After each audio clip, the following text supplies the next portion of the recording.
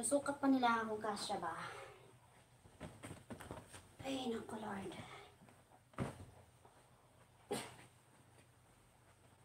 When the lights. Anak ko, kahapon pa yan ah.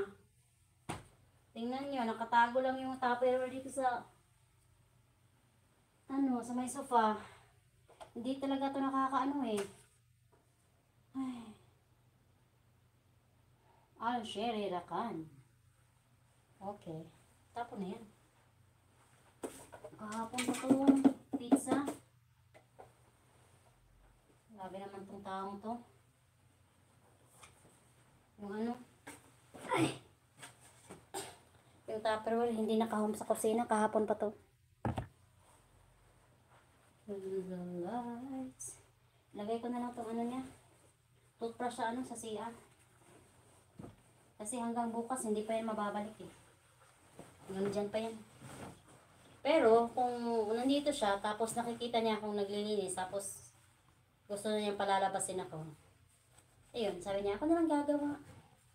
Sasabihin ko, sure? Are you sure?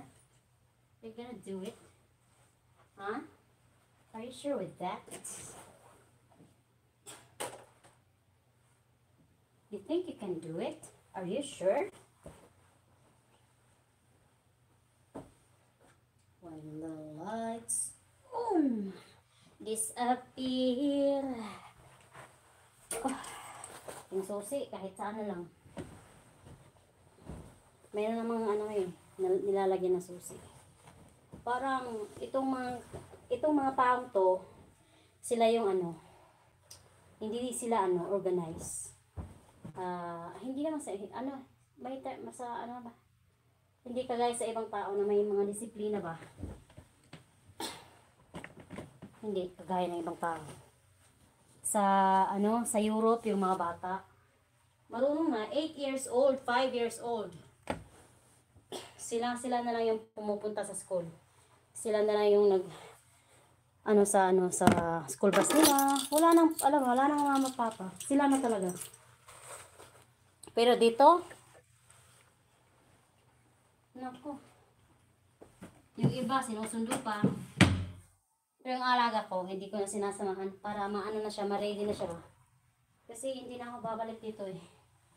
So kailangan na niya sa sarili niya. Parang lalaban pa to kasi ginamit to eh. Parang hindi ginamit to. Hindi siya pumunta sa mapa. I'm sure of it. Tingnan niyo yung kasi kung ginamit to, hindi pa to naka-fold eh. Klaro pa yung linyahan ng pag-fold. Hindi sila pumunta. Nag-aano lang. Alam niyo ba na dinideceive niya yung papa at mama niya?